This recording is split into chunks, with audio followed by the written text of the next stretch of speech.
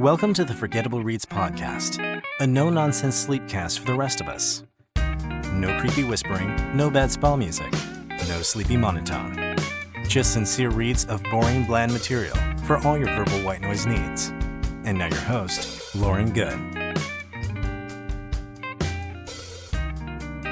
Good evening, my friends, and welcome to episode 19. In last week's episode, we talked about how there was kind of this mass exodus of no that began for a lot of people as lockdown ended, and that this big cosmic no sprang from a baby seed of I don't know. I'm just trying to figure it out. The flip side to that I wanted to talk about tonight is choosing your own life adventure. When something as big and as pressurized as the pandemic hits and limits our choices and opportunities, once that pressure is lifted, the mind, humans, they are ready and want to start laying new plans. Now, I think I've told you my own story. I went balls to the wall crazy on creating as many new adventures as I could. From the minute we were allowed out, I joined a social club that had these crazy cool, exciting outings, from jumping out of an airplane for skydiving, to hang gliding, to kayaking, to taking up circus, and all that kind of rigmarole. It was awesome. You basically got to delegate your social calendar to someone with much better connections and knowledge of what was going on in the area outside of you having to browse Yelp for hours and hours and hours. So I stayed in that club for a year and then decided to invest my membership dues into training and marketing and work-related things for my voiceover business the next year, which left me back on the hook to have to start making my own plans again and choosing my own adventures. While trapezing has been great, I also took some retreats that were meant to help you start crafting your life by design. This whole idea of living life by design, of course, is to negate the process of living life by default. When we live a life by default, we often get caught up in the craziness and the hecticness of life's comings and goings, and we tend to not really follow our dreams or make progress on the things that matter more than just the daily survival necessities. It's what Stephen Covey calls the important but not urgent kind of stuff. And I don't know about you, but life by default often feels like being in a cocoon, just kind of stagnating. So the first retreat I went on was with Tony Robbins. It was a virtual retreat called, you guessed it, Unleash the Power Within. And it was where I learned the priming ritual that I shared with you in the last episode that led to so many arguments with Biffy, and then the creation of my new favorite daily ritual, the Daily Vibes Sessions. This retreat was a long time on Zoom. It was about 4 or 5 days on Zoom all day long. But they broke up each day with stretch breaks, dancing, small group discussions. Tony is a really, really intense guy. And I'm not going to lie, his voice these days is barely hanging on by a thread from all his years of yelling and yelling. And it kind of hurt my heart and my actor's brain on vocal health during the conference, but I'm very glad I went. But we did do some cool stuff, and it gave me a lot to reflect on. The big event that he does at his in-person events is that he has people walk on hot coals. But obviously, that wasn't a very safe activity to try to plan with people tuning in globally on the web, so we broke boards instead.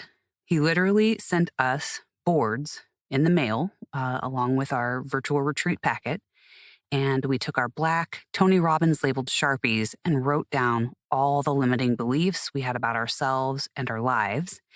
Then we all got primed and pumped in a Tony ritual and then karate chopped the board in half to symbolize breaking from the past, because the past doesn't equal the future. Then the next day, we started drafting out the new conditioned beliefs we wanted to trade our old ones in for. The whole process was pretty intense, but I did walk away from the event with these 3 cute little hand paddles. One had a yes on it, one had thumbs up, and one had a heart. And I started bringing them to my voiceover audition workshops on Zoom that was a fun little addition to our usual process. For me, during this retreat, there was a theme that started coming up about being like nature, like a force of nature, resilient, sometimes tranquil, sometimes playful, sometimes intense, but always creating and everlasting. There's something about the multifaceted nature that we all have, that life has. It's like a crystal. When the sunlight hits, it brings beautiful reflections into the room. And there were days where I wanted to feel more of that and less like a storm cloud heavy with rain. So I kept working with the theme and seeing what came up in the daily vibes. Then later in the year, after a messy breakup and ridiculous drama surrounding it, through a friend, I discovered a coach who produces content that's maybe a little more my speed and language because it's a little bit more creative and gentle. His name is Matthew Hussey, and thank you, Jim, for introducing me. Admittedly, he is pretty shiny and very polished, but I'll take that over the constant yelling and pumping any day. And he always had great observations and exercises, both in his YouTube videos and then also in the small group coaching that we did. So this retreat that he puts on that does not have a crazy name was about falling in love with your life. It was about confidence and creating a happiness matrix. I mean, what's not to love about that? Now, we also did a fair amount of yoga, dancing, wobble baby, wobble baby, wobble baby, wobble, anyone, and meditation. The one thing I was struggling with at the time I took this retreat was why I seemed to get so knocked off course when the unexpected happened. I mean, of course, we all have our knee-jerk reactions to pain that include anger, frustration, sadness, and overwhelm. But then I would stay in a space where I was just really upset with myself about it. And in that place, I just wasn't able to focus or perform the way I wanted to. Well, guess what day one's theme was? Avoiding overwhelm at all costs. The hidden, lurking problem was that anytime we suffer a blow to something that we consider part of our identity, so this would include things like breakups, losing a job, divorce, death of a loved one, etc., that's where things really start falling apart. And I know this is going to sound so overly simplistic, but apparently it's better and easier to maintain a life than it is to let it fall apart and then putting it back together again. Who knew? So part of that maintenance means keeping some diversity in what priorities you focus on. I tend to be a kind of all-in person, fairly laser-focused. So when work becomes my priority, it's like all I see. Or in the case of this, 1-year pandemic relationship, my first experience with cuffing season, it didn't just change my relationship status, it completely changed my schedule, my plans, and it just felt like a big hole in my days. At the same time, if work is your big all-consuming priority and something goes wrong there, it doesn't just rock the boat, it plunges it into a wave. So coming back to this idea of being a force of nature, of nature's resiliency and enduring endurance, as hard as it is for me to back down from something that I'm really into, that's part of my job now, part of choosing my own life adventure. The coach I hired after Biffy, the one who first kind of piqued my interest in learning about astrology and visualizations and such, had asked her group of mentees to sit down and write out what our life by design would look like. This was right before I took the Matthew Hussey retreat. Now, have you ever done work like this, where you try to figure out what that looks like? It's really interesting to see what comes up. Some people have exact requests, experiences they would like to have, material possessions they would like to own, their body to look in a certain way, a certain dollar amount in the bank. And when I had done other goal-setting workshops in the past, I had plenty of those. You close your eyes, pretend like you're rubbing a genie out of a beautiful copper lamp, but this genie doesn't limit you to 3 wishes. This genie wants to hear all of your wishes. So you ask for exciting weekend ziplining, on the beach, hot, steamy romance scenes in your home, a vacation home in Europe or the tropics, a best-selling book, a viral series, a new mountain bike, zippy car for your kids to get into Juilliard, a fresh herb garden, a sunroom, gazebo, hot tub combo, a slinky red dress, or whatever else comes up. For me, it's been interesting to see how much social media was influencing what I had asked my genie for. This shiny plastic life filled with accomplishments, bright lights, adventure, and romance. What's not to love? And a lot of it is true. I live for the ability to learn, to have new experiences that help me grow. A world of endless opportunities to explore is probably my biggest wish. But it no longer looks like an Instagram reel in my mind's eye. It's much more of a feeling quality. To dance, to flow, to be in life the same way you can get reeled in by a really great piece of music. To be and feel inspired, to let each moment build to something beautiful, and to be clear and open enough to appreciate it as it unfolds. So, there you have it. My life by design has morphed from an outwardly focused adventure reel to something that's maybe a little more spiritual. But I will still go ziplining and grow dill, orchids, and happy plants in my sunroom. It's just, now it's more about balance. And now for tonight's reading, in keeping with the idea of visualizations, first we will hear from expert hypnotherapist Dr. Karen Wells about what hypnotherapy is and isn't, the power of the subconscious mind, and take a stab at a visualization. Then we'll head over to ChatGPT to see how much it understands about the subject and whether it can help me script a visualization to help me feel good, even if I'm gassy and bloated.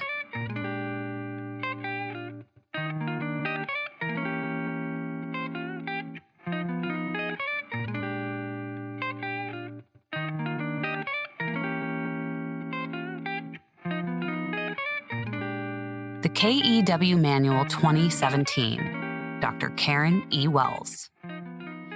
Hypnosis is often associated with stage shows and other often mystical things. Hypnosis is not at all mystical and is a perfectly natural state of mind that we all go into hundreds of times every day. The term hypnosis comes from the Greek word hypnos, meaning sleep. Here are a few of the many definitions of hypnosis. Focused consciousness, an altered state of consciousness, extreme relaxation, guided meditation, a series of instructions. In therapy, hypnosis usually involves the person experiencing a deep sense of relaxation, with their attention focused inward and appropriate suggestions made by the therapist. These suggestions help people make positive changes within themselves. In a hypnotherapy session, you are always in control and you're not made to do anything at all. All hypnosis is self-hypnosis, and a hypnotherapist just facilitates the client's experience. Contrary to popular belief, hypnosis is not a state of deep sleep. It does involve the induction of trance-like conditions, but when in it, the patient is actually in an enhanced state of awareness, concentrating entirely on the hypnotist's voice. In this state, the conscious mind is suppressed and the subconscious mind is revealed. The therapist is able to suggest ideas, concepts, and lifestyle adaptations to the patient, the seeds of which become firmly planted. The practice of promoting healing or positive development in any way is known as hypnotherapy. As such, hypnotherapy is a kind of psychotherapy. Hypnotherapy aims to reprogram patterns of behavior within the mind, enabling irrational fears, phobias, negative thoughts, and suppressed emotions to be overcome. As the body is released from conscious control during the relaxed trance-like state of hypnosis, breathing becomes slower and deeper. The pulse rate drops, and the metabolic rate falls. Similar changes along nervous pathways and hormonal channels enable the sensation of pain to become less acute, and awareness of unpleasant symptoms such as nausea or indigestion become alleviated. Hypnosis is thought to work by altering our state of consciousness in such a way that the analytical left-hand side of the brain is turned off, while the non-analytical right-hand side is made more alert. The conscious control of the mind is inhibited, and the subconscious mind awoken. Since the subconscious mind is a deeper-seated, more instinctive force than the conscious mind, this is the part which has to change for the patient's behavior and physical state to alter. For example, a patient who consciously wants to overcome their fear of airplanes may try everything they consciously can to do it, but will still fail as long as their subconscious mind retains this terror and prevents the patient from succeeding. Progress can only be made by reprogramming the subconscious so that deep-seated instincts and beliefs are abolished or altered. Parts of the mind. The conscious mind. There are 4 parts within the conscious mind: rational, analytical, willpower, and temporary memory. The conscious mind is where we spend most of our time, but it's actually the weakest part of our mind. The conscious mind is the rational, analytical part of the mind. It's the thinking, judging part of the mind. Humans must have a reason for everything. Our ability to rationalize our actions is what keeps us sane. For example, a smoker will rationalize his or her actions by saying, well, smoking helps me relax and focus. The truth is that cigarettes raise heart rate and hand tremors by a large %. So much for relaxing. So our rational mind is not always correct, but as long as our rational mind can come up with some reasoning for our actions, we will be at peace. Our analytical mind recognizes problems such as flat tires, and it figures out how to fix them. Also, willpower is in our conscious mind. How many times have you tried changing an old habit by using willpower? Willpower is only temporary. It gives us short bursts of energy to help us get through a mental situation, but then it fades away. Willpower alone cannot affect internal change. Change has to come from within our subconscious mind. The 4th part of our conscious mind is our temporary memory. This is very limited. This is the memory that we need and use in our daily lives, like remembering where we live and people's names. Scientific research has proven that our conscious mind can only hold very small amounts of information at one time. This is the part of our mind that we use every day, all day long. Overall, the conscious mind is a very weak mind compared to the subconscious mind. The subconscious mind. Imagination, permanent memory, habits, feelings and emotions, beliefs, autonomic nervous system. The subconscious mind is the most powerful part of our mind. This is the part of our mind that is in control and that will help you achieve your goals. The subconscious mind is the part of the mind that we work with in hypnosis. This is where our imagination is stored. Imagination is more than just creativity. Imagination is also our perception of the world around us, and everybody's perception is different. The other thing is that everyone's perception is the truth to them. Remember that perception is not reality. It's just perception, but we rely on it to form our reality. The subconscious mind is also home for our permanent memory. Every piece of data ever received through any of our 5 senses is stored in the subconscious mind. So, starting from where we were in the womb, everything we hear, feel, or experience leaves an imprint on us. Then, we begin to build a database of information that develops into beliefs and habits, and all of this develops who we are today. We will think our next thought, act our next action, and feel our next feeling based on everything that has happened in our past. We are the sum total of our past. Our permanent memory is like a hard drive on a computer. It is a highly organized system, and we know that because it works by association. For example, if you are driving in your car and you hear an old song, feelings come back of some old friend or memory that was associated with that song. Our subconscious mind is like our computer, and sometimes we need to reprogram our computers. Habits, feelings, beliefs, and emotions are also stored in the subconscious mind. The subconscious mind is the feeling mind. Hypnosis can help you become aware of the feeling or emotion that is connected to whatever issue you would like to address. When you allow this to happen, you are on your way to making permanent changes. Our autonomic nervous system is things we know how to do automatically, such as breathe, eat, having our heart beat and blood circulate. When we cut ourselves, we don't have to tell our body to heal. We don't have to tell ourselves when we're tired or hungry. Our subconscious part of the mind takes care of that for us. Let's try a little test. I want you to hold both arms out so that they are level, and turn your left hand so the palm is facing upward, and the right hand so the palm is facing downward. Good. Now, check to make sure the hands are level. Now, close your eyes, settle back, make yourself comfortable. Let's test the power of your imagination and show you how your wonderful subconscious mind can actually work for you.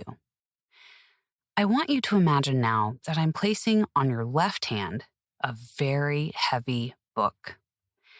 The pages are very thin, and there are thousands of them, which is what's making this book extremely heavy, and you can feel it weighing down your hand.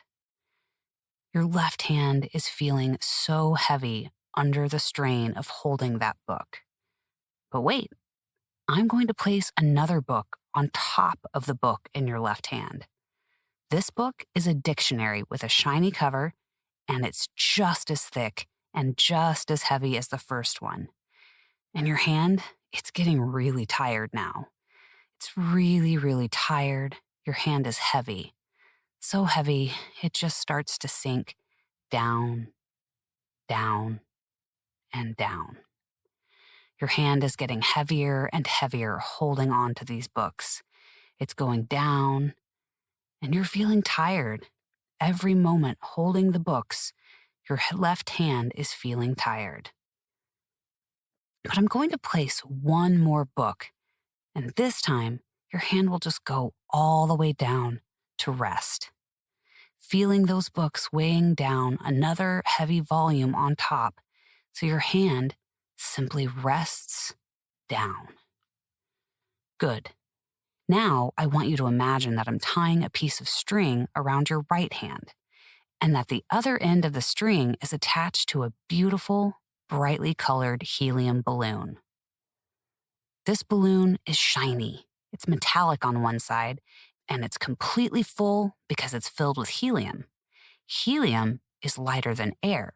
It's so light that it floats right up into the air, floating higher, higher, and higher.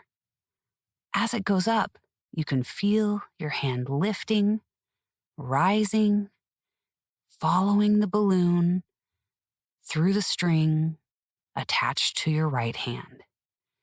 Your hand is feeling light and floaty as it rises upward. The string holding the balloon is pulling your hand, taking it for a ride, lifting it, raising it up, higher and higher. It's just floating all the way up. Now, open your eyes and take a look at those hands. Pretty cool, right?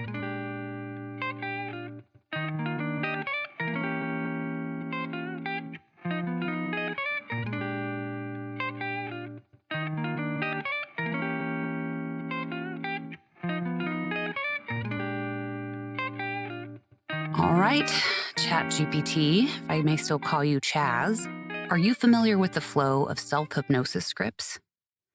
Yes, I am familiar with the general flow of self-hypnosis scripts. Self-hypnosis is a process that involves using relaxation and focused attention to enter a trance-like state where you can access your subconscious mind and make positive changes. While there are various approaches and styles to self-hypnosis, a typical self-hypnosis script often follows a structure like the following. 1. Introduction. The script usually starts with an introduction that explains what self-hypnosis is and what the session aims to achieve. It may also include a brief relaxation or calming exercise to prepare you for the trance state. 2. Progressive relaxation. This part of the script guides you through a progressive relaxation exercise. You are typically instructed to focus on different parts of the body, starting from your toes and working up towards your head. The goal is to release tension and achieve a deep state of physical relaxation. 3. Deepening. After achieving a relaxed state, the script may include a deepening phase. This phase aims to deepen your trance and enhance your receptivity to suggestions. Common techniques include counting down from a certain number or visualizing yourself descending to a staircase or entering a peaceful place. 4. Positive suggestions. This is the core of the self-hypnosis session. During this phase, the script provides positive and affirming suggestions related to the specific goal you want to achieve through self-hypnosis. These suggestions are typically framed in the present tense and in a positive, affirmative manner. 5. Visualization. In many self-hypnosis scripts, visualization is an essential component. You may be guided to vividly imagine the desired outcome or behavior associated with your goal. Visualizations help reinforce the suggestions and can make them more effective. 6. Anchoring. Some scripts include the use of anchors or triggers. This involves associating a specific physical touch, gesture, or word with a desired state or behavior. These anchors can be used to quickly access the hypnotic state in future sessions. 7. Repetition. The script may repeat the positive suggestions and visualizations to reinforce their impact.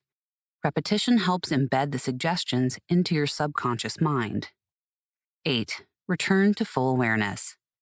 Towards the end of the script, there is generally a section that guides you back to full awareness and alertness. You are gradually brought out of the trance state. 9. Closing and affirmation. The script may conclude with a closing statement or affirmation that reinforces the positive changes you've suggested to yourself. It often encourages a sense of confidence and well-being. 10. Practice and follow-up. Many self-hypnosis scripts suggest that you practice regularly to achieve the desired results. Consistency is often the key to success with self-hypnosis. Thank you so much, Chaz. Can you draft some of these scripts for specific goals? Let's say stress reduction, overcoming imposter and comparison syndrome, and one for me, how to still feel beautiful when you're gassy and bloated. Certainly, for stress reduction and relaxation and overcoming imposter syndrome. Begin by finding a quiet and comfortable place to be. Close your eyes. Take a deep breath and exhale slowly. You are about to enter the zone. There's space, there's calm, and there's flow. Focus your attention on your toes. There's a slow wave of warmth, like honey that envelops them. It passes through your toes, into the foot, and up through the ankles. You allow it to gently flow up the legs and into your torso. It fills your heart and center with warmth and elation. As you continue to breathe and enjoy the warm honey, imagine yourself in nature. There are vibrant colors all around. Which ones do you see? There's a gentle breeze and the comforting sounds of water and life all around you. Which ones do you hear? You are calm and at ease. You are at home in your soul. You can allow life to flow to you, to embrace your full potential. You look into the water. It is vast and serene and reflects the sky above. As you watch the reflections of the clouds pass by, you understand what it means to be truly alive and in alignment. You are deserving. All the knowledge and skill you need to excel in your endeavors flows right to you. You trust in your abilities, and you trust in the process. Everything is as it should be. You place your hand on your heart, and you feel its steady rhythm, your heart's very own song. This physical touch automatically connects you to your inner strength and authentic self. From this moment forward, you can use this touch to remind yourself of your capabilities and completeness. With this touch, you remind yourself, you are calm and at ease. You are at home in your soul. You can allow life to flow to you as you embrace your full potential. You understand what it means to be truly alive and in alignment. You are deserving. All the knowledge and skill you need to excel in your endeavors flows right into you in this very moment. You trust in your abilities and you trust in the process. Everything is as it should be. Your heart has its own song. You are capable and worthy. When you are ready, turn your mind's eye to the east. You walk through the forest. The sunlight filters through the trees, catching beautiful patterns of light all around you. No matter where you go, the light will always find you. As you appreciate the way the light dances through the leaves and the shadows play, you step into a sense of inner joy and acceptance. You are unique, just like this light. You find joy in your journey, just like this light. You see your accomplishments and let them go, like the light dancing in the trees. You see joy in the accomplishments of those around you. There's enough light for everyone. From this moment on, when you are on social media, you will remember that true light is far more abundant and magical than the glow of your screen. You are free and released from the trap of comparison and shiny objects, for you've experienced true light.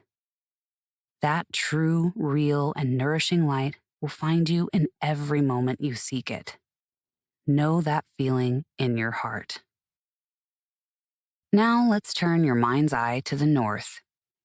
The sun is setting, and there is a beautiful, tranquil beach for you to visit. The waves wash along the shore. In the distance, they splash and play above the rocks, as if to say hello and play hide and seek. As you watch the sky turning from its clear blue to shades of pink, purple, and coral, you see that this sunset, this beach, this world is truly beautiful from the inside out. You are beautiful inside and out.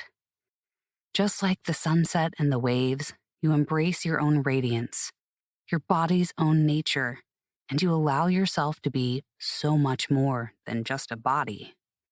You are more than just a mind. You are more than just a thought. Now, see your reflection in the mirror. Look into your eyes and see that behind the physical, corporeal parts and mechanisms that you see, there is a flash of divine light, a heart song, and a soul's mission smiling back at you. You are complete, all of and more than your sum parts. And this is your day to dance with grace and beauty. When you are ready, you can open your eyes and bring yourself back to awareness. Life is beautiful no matter what our bodies are going through. Take those feelings with you and radiate them in all you do. Choose happiness in every moment through life. Be a magnet for joy and let it flow through you to others. Embrace the gift of happiness that comes from an open heart. And for heaven's sakes, stop eating beans right before bed.